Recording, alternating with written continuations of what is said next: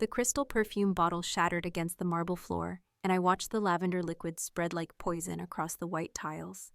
My hands trembled as I stood in the center of the ballroom surrounded by New York's elite in their designer gowns and tailored suits.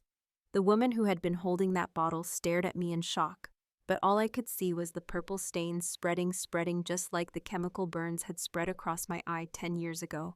Everyone was staring now. The orchestra had stopped playing. Someone asked if I was all right, but I couldn't hear them over the roaring in my ears. That scent. That damned lavender scent that had haunted my nightmares for a decade. I pressed my fingers against my temple, feeling the ridge of the scar hidden beneath my carefully styled hair, and suddenly I was 10 years old again, bleeding on my bedroom floor, while my mother laughed and my father filmed my agony. Before we go any further, if you're invested in hearing how I went from that broken child to the woman standing in this ballroom, please hit that like button and subscribe. Your support means everything, and I want to hear your thoughts in the comments. Have you ever had to face your worst nightmare? Drop a comment below. Now let me take you back to where it all began. I wasn't always Aurora Hart. I was born Aurora Montgomery, adopted at 3 by Evelyn and Richard Montgomery, from an agency specializing in premium placements, children who could pass as born into wealthy families.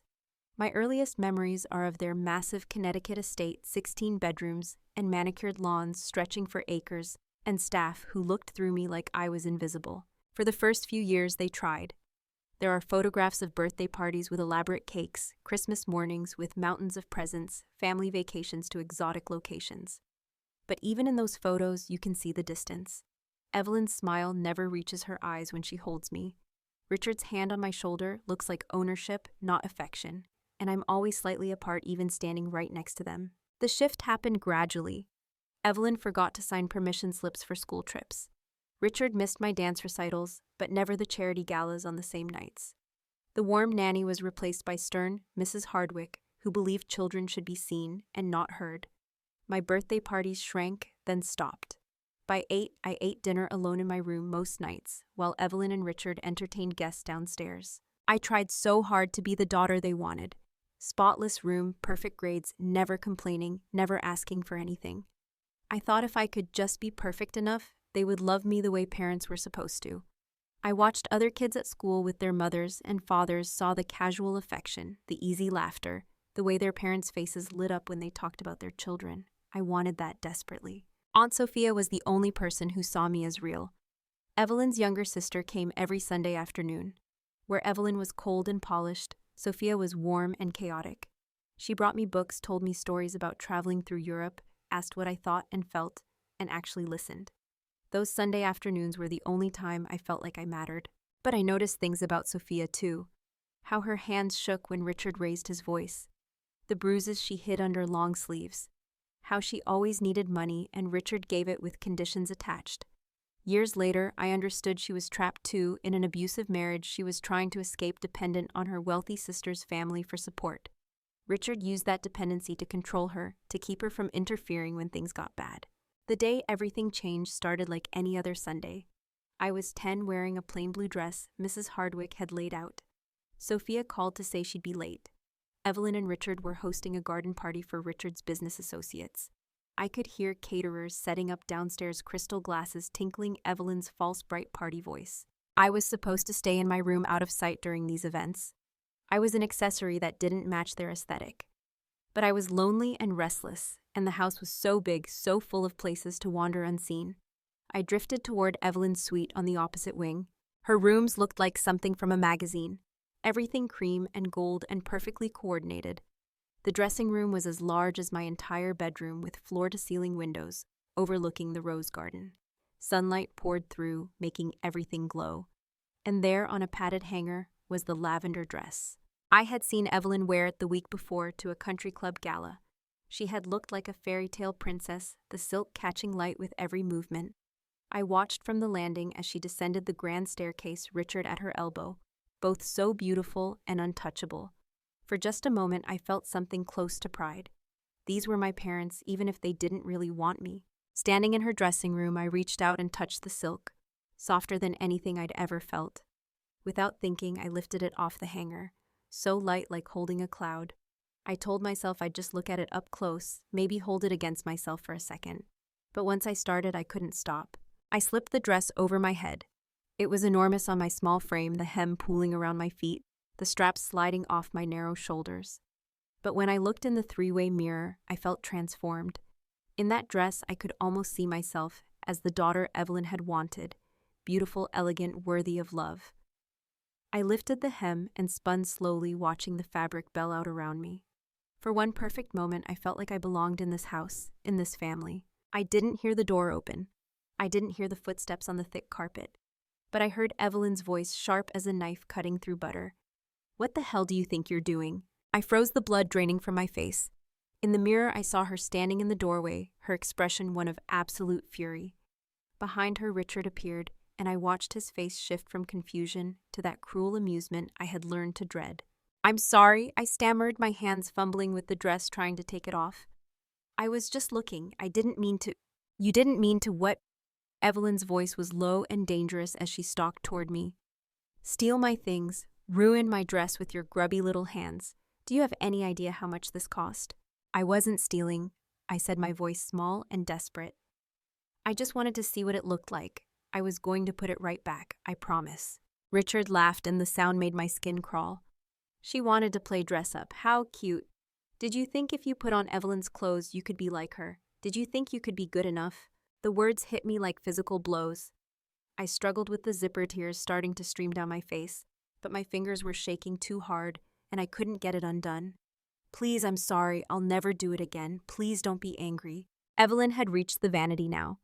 I saw her hand close around something, and when she turned back to me, she was holding her perfume bottle.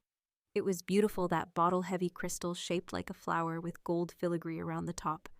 The liquid inside was a deep purple, her signature custom scent that cost thousands of dollars an ounce. I had heard her brag about it at parties, how it was made specially for her by a perfumer in Paris, how the formula was unique in all the world. "You want to be like me?" Evelyn said, her voice suddenly calm in a way that scared me more than the anger. "You want to wear my clothes and use my things. Let me help you complete the look." I didn't understand what she meant until she raised the bottle and pressed the atomizer. The spray hit my face directly into my eyes. The burning started immediately, intense and overwhelming. I screamed, my hands flying to my face, trying to wipe it away, but that only made it worse. The chemicals in the perfume, the alcohol and oils and synthetic compounds, they burned like acid. Through the searing pain, I heard Richard's laughter again. "Jesus, Evelyn, that's harsh, but I have to admit it's kind of poetic." Then I heard a different sound, electronic and familiar. The sound of a phone camera recording video. He was filming this. He was filming my agony like it was entertainment. I tried to open my eyes, but the pain was unbearable. Everything was blurry and distorted through my tears and the chemical burns. I could hear Evelyn's voice, high and sharp, saying things about thieves and ungrateful children, and how I had brought this on myself. I tried to back away from her, but I was tangled in the dress, and I tripped over the hem. That's when Evelyn struck me with the bottle itself. I felt the heavy crystal connect with my right temple, heard a sound like a melon cracking. The world tilted sideways, and I was falling until I hit the hardwood floor with a thud that knocked the breath from my lungs. The pain in my head was different from the burning in my eyes, sharper and deeper, radiating out in waves that made me feel sick. I tasted copper, blood, I realized. I was bleeding. I could feel it running down the side of my face, warm and sticky, soaking into the lavender silk of the dress. My vision was going dark at the edges, and I couldn't tell if it was from the impact or the chemicals or both. "Look what you did," Evelyn was shrieking. "You got blood all over my dress. Do you have any idea how hard it's going to be to get that out? This is your fault. All of this is your fault." I tried to crawl away. Every instinct I had was screaming at me to get out of that room, to get away from her. But I was dizzy and disoriented, and my arms wouldn't quite support my weight. I managed to drag myself a few feet, leaving a smear of blood on the pristine floor, before Richard's shoe appeared in my limited field of vision. "Where do you think you're going?" His voice was amused, like he was watching a particularly entertaining movie. "We're not done teaching you a lesson about respecting other people's property." That's when I heard the other voice. "What the hell is going on in here?" Sophia, she had arrived for her visit, and instead of waiting downstairs like she usually did, she had come looking for me. Through my tears and pain, I saw her appear in the doorway, her face going white as she took in the scene, me on the floor bleeding and burned, Evelyn standing over me with the perfume bottle still in her hand. Richard with his phone out recording. Sophia moved faster than I had ever seen her move. She ran toward me, dropping to her knees beside me, her hands gentle as she tried to assess my injuries. Oh my God, Aurora. Oh my God, baby, what did they do to you? But then Richard was there, grabbing Sophia's arm and hauling her to her feet. This doesn't concern you, Sophia. This is a family matter. Family matter? Sophia's voice was shaking, but there was steel underneath it. You call this a family matter? You've hurt her. She needs a hospital. Evelyn stepped forward, her face composed now like nothing unusual had happened. Aurora had an accident. She was playing in my dressing room without permission and knocked over my perfume. The bottle shattered and she got some in her eye. Then she panicked and hit her head trying to run out of the room. It's unfortunate, but children need to learn not to touch things that don't belong to them. I saw Sophia's eyes move from Evelyn's calm face to the intact perfume bottle still clutched in her hand, then to Richard's phone, then back to me on the floor. She understood. She knew this wasn't an accident. But I also saw something else in her face, something that broke my heart, even as I lay there in agony. Fear. You can't do this, Sophia said, but her voice was weak now. You can't just hurt a child and expect— Can't we? Richard's voice was cold. Let me remind you of a few things, Sophia. Like the fact that you're currently living in an apartment that I pay for. And that divorce settlement you're trying to negotiate, the one where you're asking for alimony and half of everything. That's only going to happen if your ex-husband doesn't find out about certain indiscretions. And I have evidence of those indiscretions. Photos, actually. Very detailed photos. I watched Sophia's face crumble. I didn't understand what Richard was talking about, but I understood enough. He had something on her, some kind of leverage that he was using to control her, just like he controlled everything else in his world. So here's what's going to happen. Richard continued, his voice pleasant now, like he was discussing the weather. You're going to leave. You're going to forget what you think you saw here. And if anyone asks, you're going to confirm that this was an accident. Because if you don't, I will destroy you. I will make sure you lose everything. Your apartment, your settlement, your reputation. I'll make sure your daughter grows up knowing what kind of mother she has. Do you understand me? Sophia looked down at me, and I saw tears streaming down her face. For a moment, I thought she was going to fight. I saw her hands clench into fists, saw her jaw set. But then something in her broke, and she slumped in defeat. I understand, she whispered. Richard released her arm and gave her a little push toward the door. Good, now get out. But as Sophia turned to leave, she looked back at me one more time. Our eyes met, and I saw her mouth 2 words. I'm sorry. Then she was gone, and I was alone with my parents and the unbearable pain. The next few hours exist in my memory as disconnected fragments. At some point, Mrs. Hardwick appeared. She made a small sound of dismay when she saw me, but when Evelyn snapped at her to get me cleaned up, she didn't argue. She helped me out of the blood-stained lavender dress, her touch impersonal and efficient, and got me into my own clothes. She wiped the blood from my face with a damp cloth, and I nearly passed out from the pain when she touched my temple. She needs a doctor, Mrs. Hardwick said, but her voice was uncertain. She'll be fine, Evelyn said dismissively. Children are resilient. Just put her to bed and keep an eye on her. But I wasn't fine. As the afternoon wore on, the pain in my head got worse instead of better. I couldn't open my right eye at all, and the left one was so blurry that I could barely see. I felt dizzy and sick, and I kept fading in and out of consciousness. Mrs. Hardwick came to check on me several times, and I could see the worry on her face growing more pronounced. I don't know what made her do it. Maybe it was genuine concern for my welfare. Maybe it was fear that she would be held responsible if something happened to me. But sometime in the late afternoon, Mrs. Hardwick made a phone call. Not to emergency services directly, but to someone she trusted who then called 911. The paramedics arrived during the garden party. I learned later that it caused quite a scene, emergency vehicles pulling up with lights flashing, paramedics pushing past the caterers, and the well-dressed guests. By the time they reached my room, I was barely conscious. I remember being lifted onto a stretcher, remember the bright lights of the ambulance, remember one of the paramedics saying something about chemical burns and possible skull fracture. At the hospital, things became clearer in some ways and more confusing in others. There were doctors and nurses all moving with efficient urgency. Someone irrigated my eye, flushing away the chemicals, and the relief was so intense I almost cried. They took me for scans and x-rays, asked me questions I couldn't quite follow. A social worker appeared at some point, a kind-faced woman who asked me very gently how I had been hurt. I wanted to tell her. I wanted to explain what Evelyn and Richard had done. But I was so tired, and the medication they had given me for pain was making everything feel distant and dreamlike. And underneath the exhaustion and the drugs was fear. Fear of what would happen if I told the truth. Fear of Richard's threats and Evelyn's rage. Fear that no one would believe me anyway. It was an accident, I heard myself say, repeating the lie my mother had prepared. I was playing in her dressing room. I knocked over the perfume bottle. The social worker looked at me for a long moment, and I saw doubt in her eyes. But I also saw resignation. How many times had she heard similar stories from children who were too scared to tell the truth? How many times had she tried to help, only to be blocked by parents with money and lawyers? By the time Evelyn and Richard arrived at the hospital, they had their story perfected. They were the concerned parents devastated by their daughter's reckless behavior, but determined to get her the best care.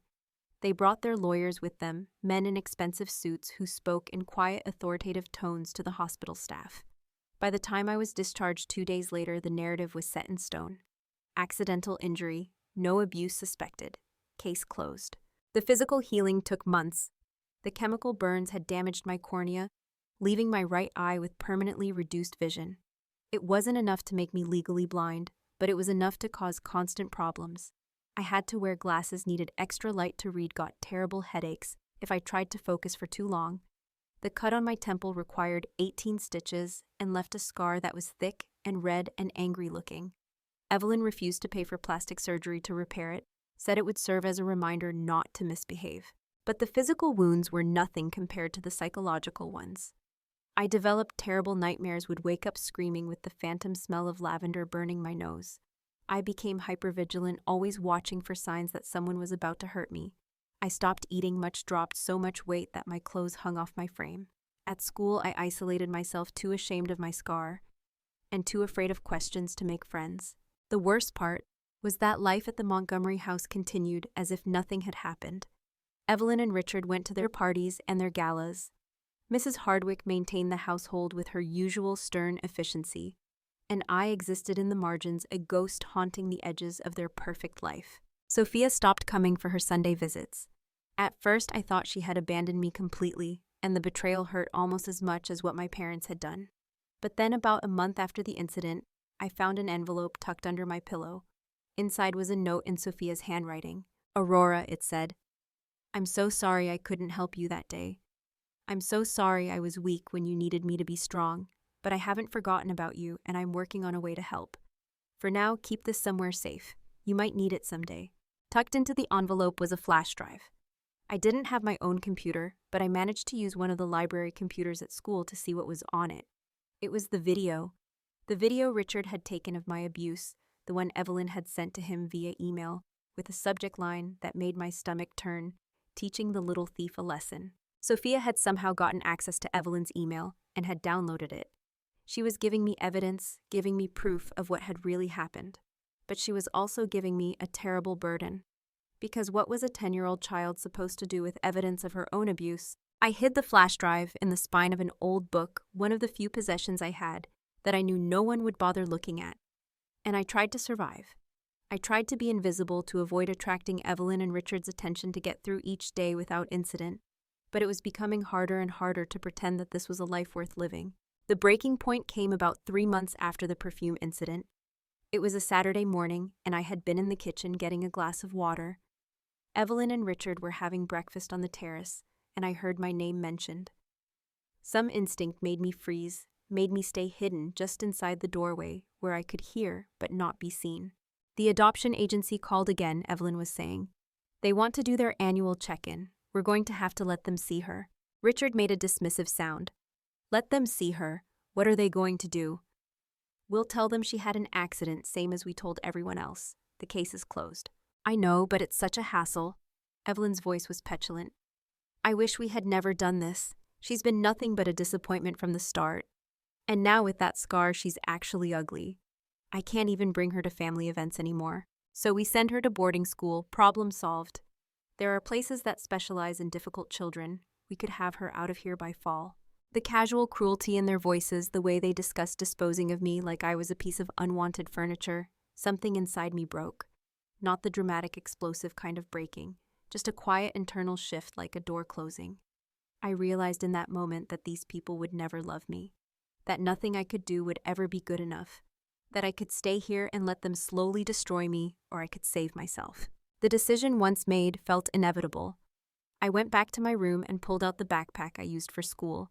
I packed carefully, methodically. 2 changes of clothes, my toothbrush, and the few toiletries I owned, the flash drive with the video evidence, and the envelope that Sophia had left under my pillow, which I had discovered contained something else besides the flash drive, $5,000 in cash, and an address for a youth shelter in New York City. I waited until the following Tuesday.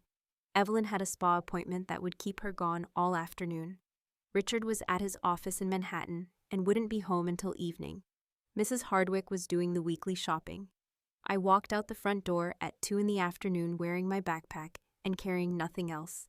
I walked down the long driveway past the manicured hedges and the fountain out through the iron gates that stood open as they always did during the day. At the end of the street, I called a taxi using the phone number I had memorized from the yellow pages. I had the driver take me to the train station in town, where I bought a one-way ticket to Grand Central Station using some of the cash from Sophia's envelope. The train ride took less than an hour, but it felt like crossing from one world into another. New York City was overwhelming in every possible way. The noise, the crowds, the sheer size of everything. I had been to Manhattan before, always with Evelyn and Richard, always in the back seat of their Mercedes, with the windows rolled up, insulated from the reality of the city. Now I was in the middle of it, 11 years old, with a backpack and a scar and $4,000 left after the train ticket. I found the address Sophia had given me. The New Hope Youth Center was in Brooklyn, in a neighborhood that looked nothing like the Connecticut suburbs I had come from.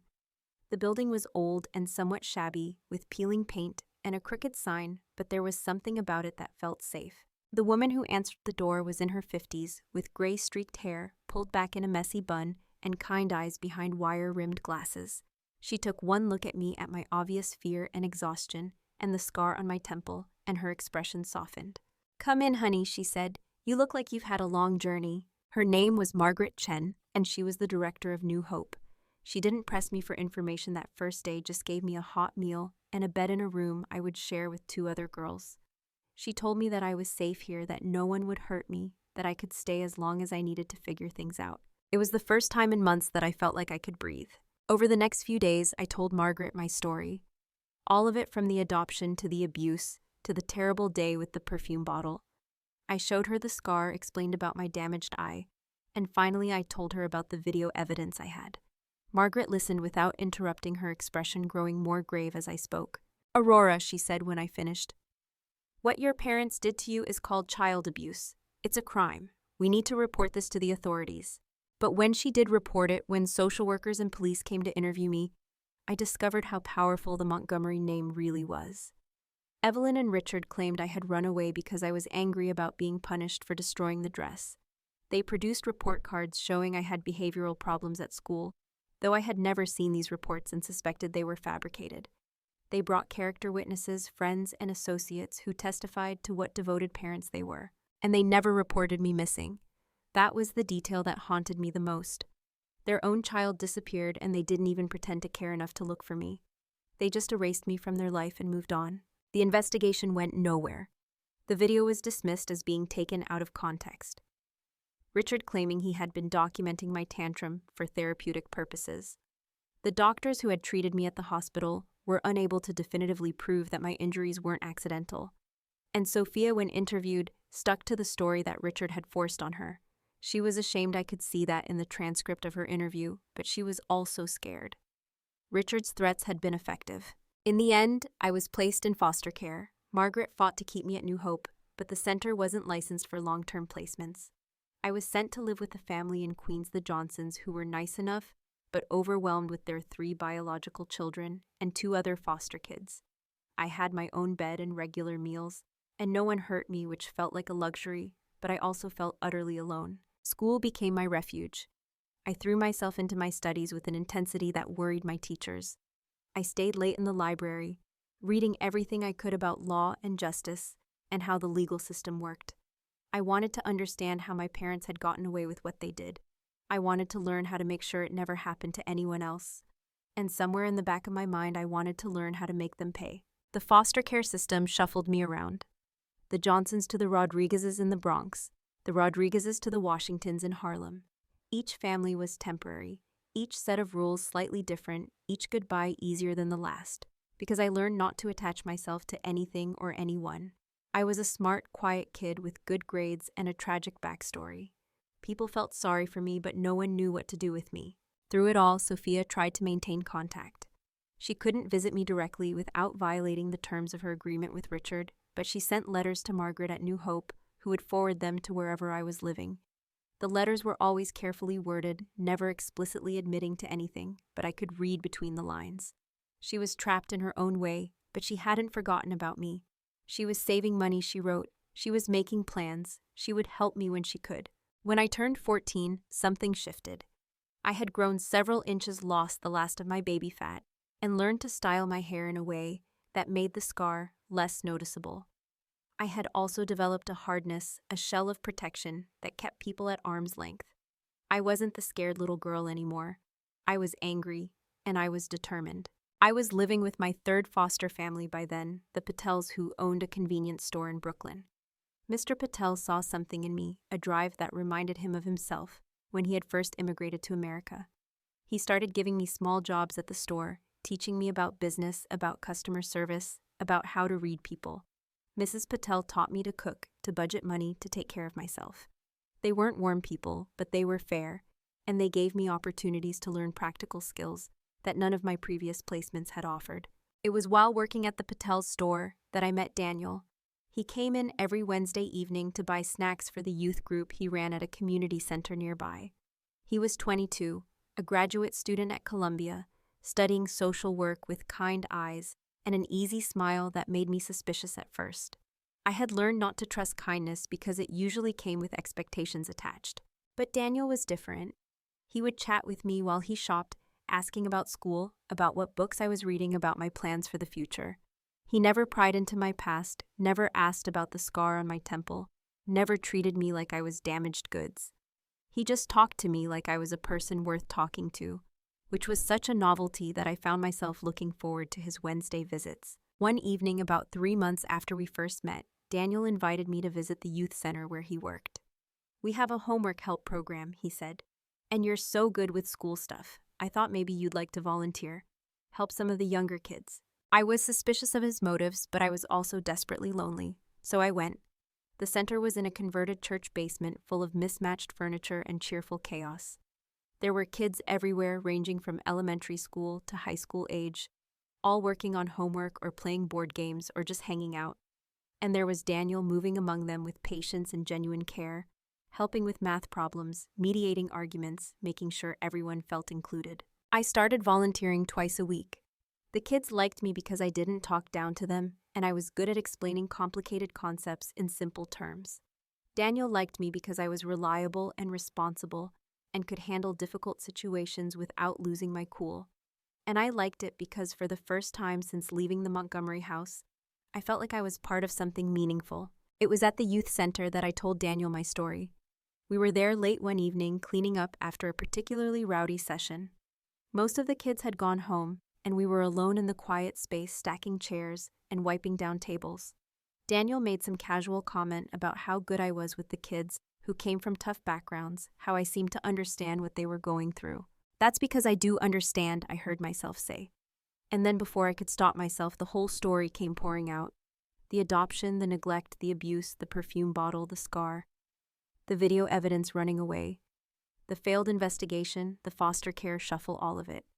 I told him everything, and he listened without interrupting his expression, growing more horrified with each detail. When I finished, there was a long silence. I braced myself for pity, or worse, disbelief. But Daniel surprised me. "Aurora," he said slowly, "what you survived would break most people. The fact that you're still standing, that you're here helping other kids, that you haven't let it destroy you, that's not weakness. That's incredible strength." Something in his words, in the way he saw me not as a victim, but as a survivor, broke through the walls I had built. For the first time in years, I cried. Not the silent tears I had learned to hide, but real gasping sobs that shook my whole body. Daniel didn't try to hug me or comfort me with platitudes. He just sat with me, a quiet presence, while I released years of pain and rage and grief. After that night, our relationship changed. Daniel became my closest friend, the first person I trusted completely. He encouraged me to apply to college, helped me fill out scholarship applications, wrote recommendation letters that focused on my resilience and determination rather than my trauma. When I got accepted to NYU with a full ride, he was the first person I told, and his genuine joy for my success made me realize how much I had come to depend on him. College was a revelation. I was 17 when I started living in a dorm in Greenwich Village, surrounded by other students who were too focused on their own lives to ask questions about mine. I majored in criminal justice, minored in business administration, and took every law-related course I could fit into my schedule. I wanted to understand the system inside and out, wanted to learn how to use it to protect people like the child I had been. But I also wanted something else, something I barely admitted to myself. I wanted to understand how to use the system against people like Evelyn and Richard. I wanted to learn their weaknesses, find their vulnerabilities, figure out how to tear down the walls of money and influence that protected them. It wasn't just about justice anymore. It was about revenge. During my sophomore year, Sophia finally broke free from her own situation. Her divorce was finalized, and though her settlement was smaller than she deserved, she was finally out from under Richard's control. She reached out to me through Margaret at New Hope, and we met for coffee in Manhattan. I barely recognized her. The Sophia I remembered had been vibrant and warm, if somewhat anxious. The woman sitting across from me in that coffee shop looked 10 years older than she should, worn down by years of abuse and fear. But there was also something new in her eyes. A spark of defiance that I recognized because I saw it in my own mirror every morning. "I'm sorry," were the first words out of her mouth. "Aurora, I'm so sorry I couldn't protect you. I was a coward and you paid the price for my weakness." I wanted to be angry with her. Part of me was angry with her, but I also understood that she had been trapped, that Richard's threats hadn't been empty, and she had helped me in her own way, giving me the money and the evidence that had allowed me to escape. "Tell me about them," I said. "Tell me everything you know about Evelyn and Richard. Everything they've done, everyone they've hurt, all the secrets they're hiding." And Sophia told me.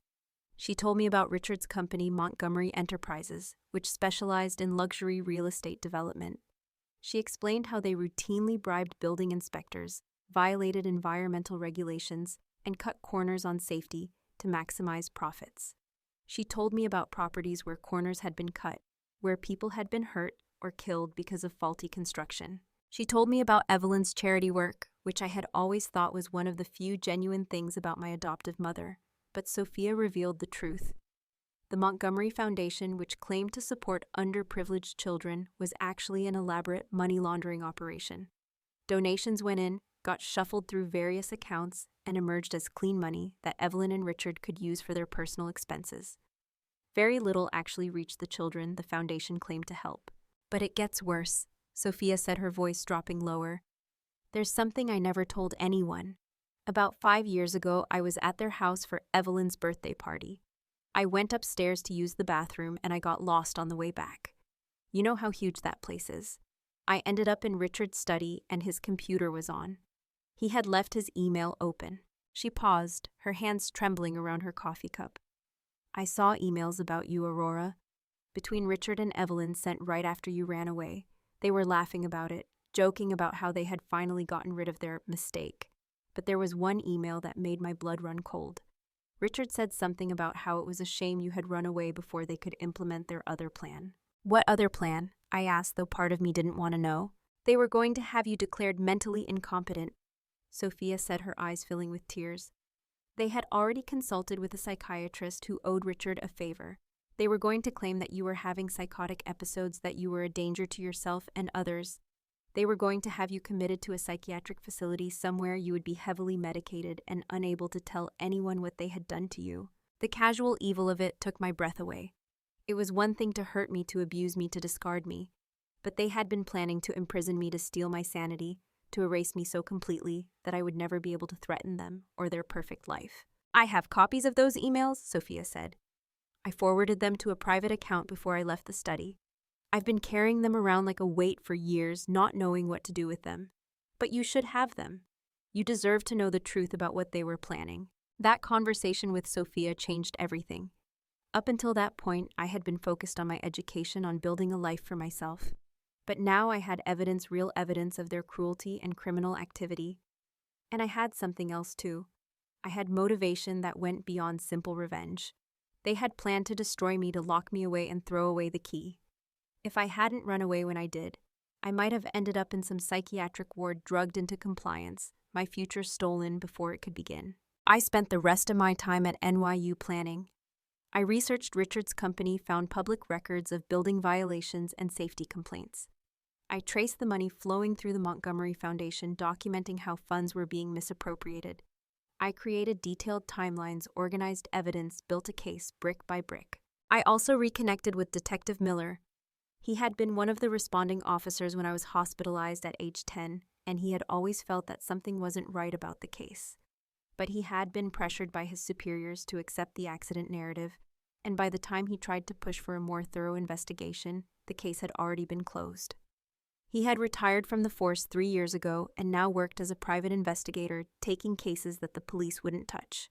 When I approached him with what I had, his eyes lit up. "I've been waiting for something like this," he said. "I've carried that case with me for years, knowing we failed you.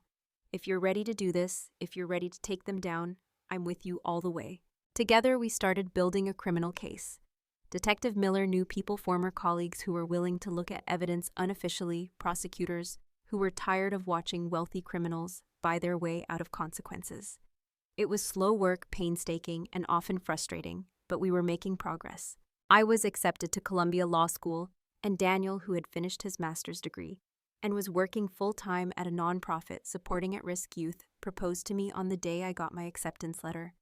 We were in Central Park, sitting by the lake, where we had spent so many afternoons talking, and he got down on one knee with a simple silver ring. "Aurora Hart," he said, using the legal name I had taken when I turned 18. "You're the strongest, most remarkable person I've ever met. You've taken every bad thing life has thrown at you and turned it into something meaningful. I want to spend the rest of my life watching you change the world. Will you marry me?" I said yes without hesitation. Daniel had been my anchor, my safe harbor, my proof that good people existed in the world. Marrying him felt like the final piece of my new life, clicking into place. Law school was intense, but I thrived there. I joined the criminal law clinic, working on real cases under the supervision of experienced attorneys. I specialized in cases involving child abuse and domestic violence, using what I had learned from my own experience to help others. I won awards for my advocacy work, published articles in law journals, built a reputation as someone who was brilliant, driven, and absolutely relentless. And all the while in the background, Detective Miller and I continued building our case against Evelyn and Richard. We found more victims, more evidence of their crimes. We found contractors who were willing to testify about being pressured to cut corners. We found former employees of the Montgomery Foundation who could prove that funds were being misappropriated. We found building inspectors who were ready to admit they had been bribed. By the time I graduated from law school at the top of my class, we had enough to move forward. I was 24 years old, a licensed attorney with a job offer from one of Manhattan's most prestigious law firms. I had a husband who loved me, a support system of friends and mentors, and most importantly, I had the tools and knowledge to finally make Evelyn and Richard pay for what they had done. The first move was financial. I used my signing bonus and some strategic investments to purchase several of the debts that Montgomery Enterprises owed.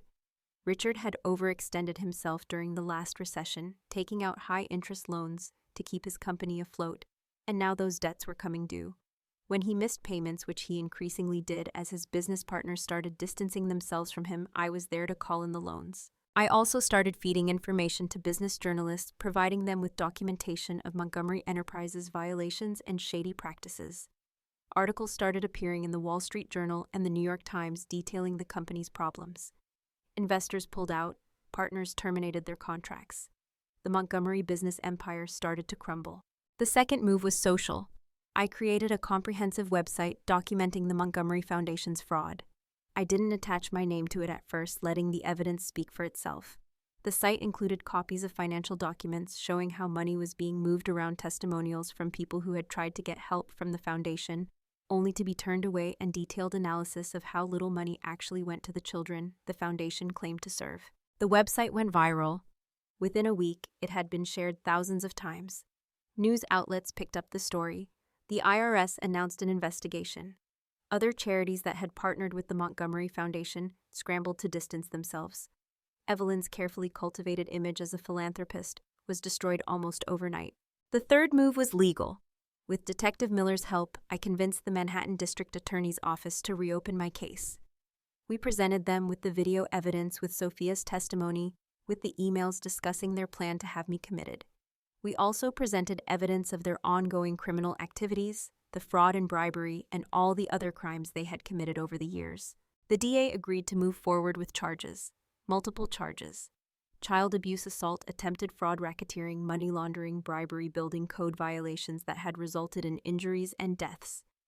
It was a massive case, the kind that makes careers for prosecutors.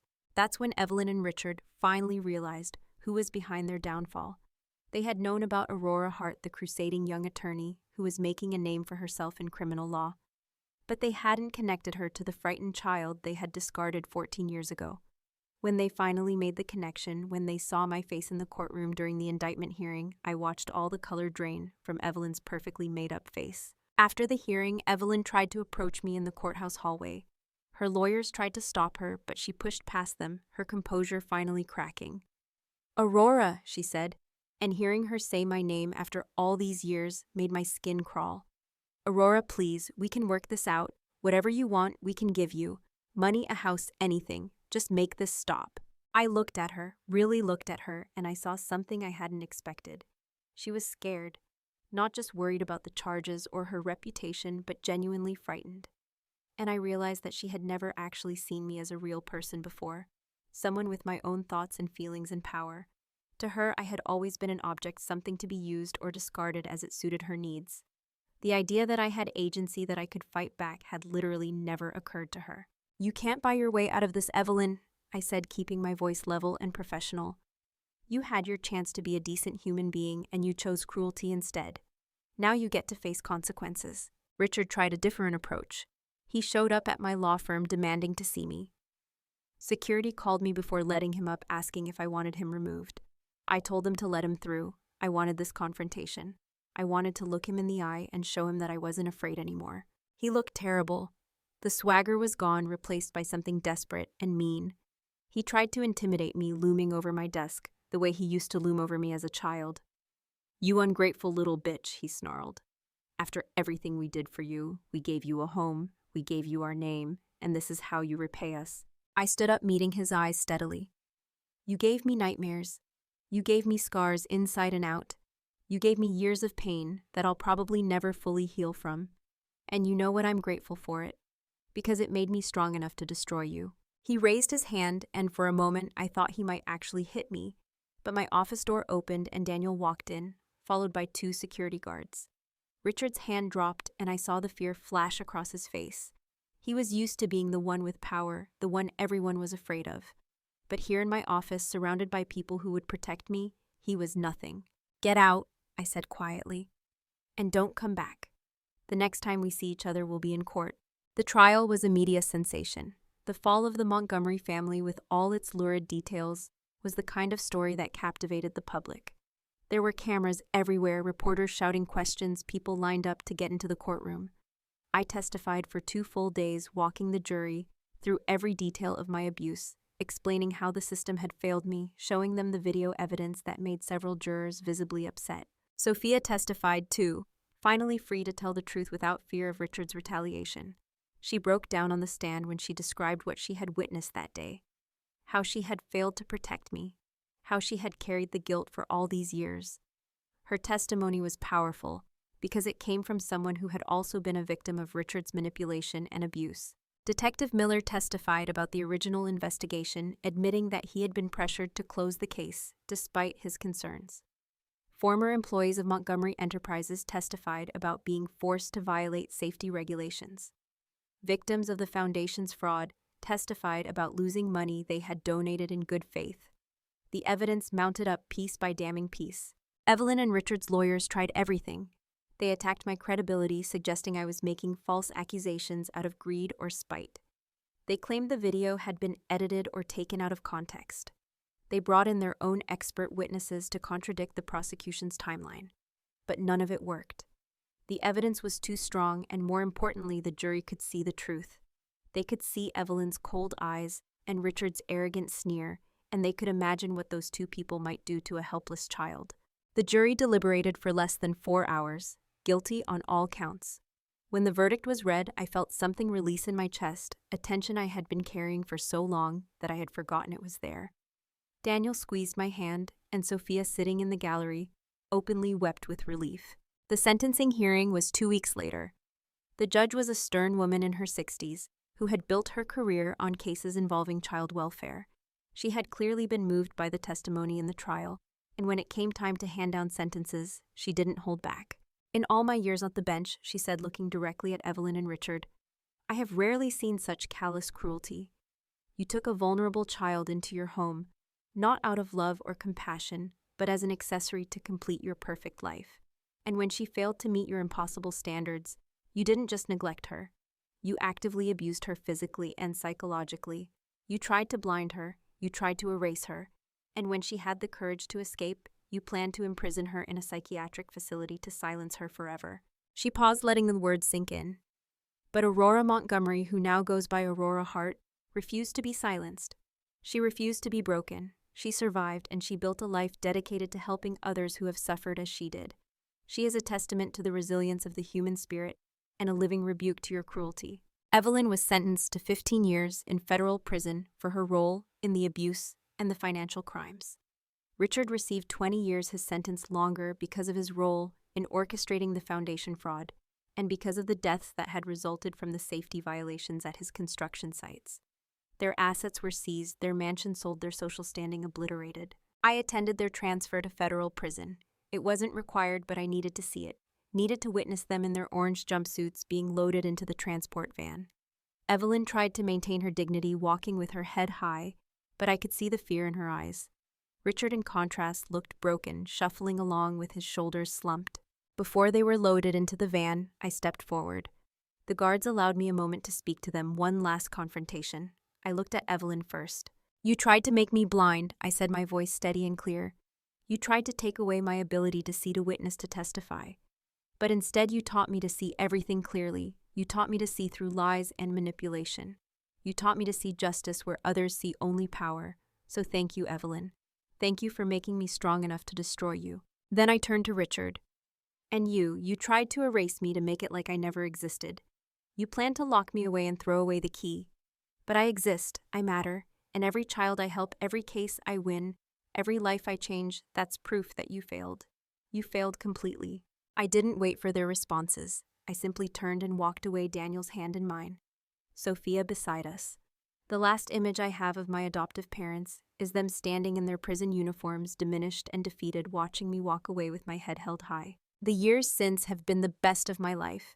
Daniel and I built a home together, a real home filled with warmth and laughter and safety. We bought a small house in Brooklyn with a backyard, and I planted a garden there, a lavender garden. Everyone thought it was strange at first, planting the flower associated with my worst trauma. But that was exactly the point. I refused to let Evelyn and Richard keep that power over me. I refused to let a beautiful plant be forever tainted by their cruelty. So I reclaimed it. I planted lavender in every shade of purple, and I tended it carefully, and I learned to love the scent again. Now when I walk through my lavender garden on a summer evening, the scent doesn't trigger panic or flashbacks. It reminds me of my own strength. It reminds me that I took something associated with pain and transformed it into something beautiful, just like I transformed myself from a terrified victim into a woman with power and purpose. I made partner at my law firm, the youngest partner in the firm's history. I specialize in cases involving child abuse, domestic violence, and family law. I use my story carefully and strategically to help my clients understand that survival is possible, that justice is achievable, that they can reclaim their lives from the people who hurt them. I also founded the Aurora Hart Foundation, a legitimate charity that provides legal assistance, housing, and counseling to children escaping abusive homes. We've helped more than 300 kids so far, giving them the support I wish I had received when I was running from my own nightmare. Every time one of them graduates high school or college, every time they tell me that our foundation saved their life, I feel a deep sense of purpose. Something good came from my suffering. Pain was transformed into power, and power into protection for others. Sophia is a big part of the foundation's work. She sits on the board and she speaks publicly about her own failure to protect me, using her story to encourage other adults to intervene when they suspect a child is being abused. She's in therapy now, working through her own trauma, and she's rebuilding her relationship with her daughter. We have lunch once a week, and sometimes we talk about the past, but mostly we talk about the future. Detective Miller retired from his private investigation work and now volunteers at the foundation teaching self-defense classes to kids and training our staff on how to document evidence of abuse. He tells me often that helping me get justice was one of the proudest moments of his career. And Daniel, my anchor and my home, continues his work with at-risk youth. He runs a larger program now, overseeing multiple community centers across the city. We work together sometimes when a case involves a child who needs both legal help and social services. We make a good team, balancing each other, supporting each other, building something meaningful together. On the 10th anniversary of Evelyn and Richard's imprisonment, I did something symbolic. I took the lavender dress, the one I had bled on all those years ago, which I had kept as evidence and then as a reminder, and I transformed it. I gave it to an artist friend who cut it into pieces and incorporated it into a sculpture about resilience and transformation. The sculpture now stands in our foundation's lobby, a beautiful abstract piece in shades of purple and silver, and only a few people know what it's really made of. That same day, I stood in my lavender garden and burned the newspaper clippings from the trial, the articles about the Montgomerys' fall from grace. I didn't need them anymore. They were just two people in prison now, growing old and forgotten, with no power over my life or my happiness. I had won, not just in court, but in every way that mattered. I had a life I loved, work that gave me purpose, people who truly cared about me. I had reclaimed every part of myself that they had tried to destroy. That brings me back to the ballroom, to the night I opened this story with. After the perfume bottle shattered and I had that moment of panic, Daniel was there. He took my hand, steadied me, reminded me where I was and who I had become. The woman who had dropped the bottle apologized profusely, mortified at having caused such a scene. I reassured her it was fine, that I had just been startled. But as we left the gala that night, walking hand in hand through the New York streets I had once wandered as a frightened child, I realized something important. The scent of lavender hadn't triggered a breakdown. It had triggered a memory of my strength, a reminder of everything I had overcome, everything I had built. The fear had lasted only seconds before being replaced by pride. I am not defined by what was done to me. I am defined by what I chose to do afterward. I chose to survive. I chose to fight. I chose to build a life worth living and to help others do the same. My parents tried to destroy me, but instead, they forged me into someone stronger than they could ever imagine. Standing in my lavender garden now, I look up at the sky and think about that 10-year-old girl who thought she was broken beyond repair. I wish I could go back and tell her that she was wrong. I wish I could tell her that the pain wouldn't last forever, that she would find people who loved her truly and deeply, that she would become someone powerful and successful and happy. But maybe she already knew. Maybe that's why she kept fighting, kept surviving, kept believing that something better was possible. Maybe that scared little girl was braver than I ever gave her credit for. So here's what I want you to take away from my story. If you're in a toxic relationship, whether it's with family, a partner, or anyone else, you have the power to walk away. It won't be easy. It might be the hardest thing you ever do, but you are stronger than you think, and you deserve better than people who hurt you. Set your boundaries. Protect your peace. Build your own happiness, even if it means leaving behind people you love. Have you ever had to make the difficult choice to cut toxic people out of your life? How did you find the strength to do it?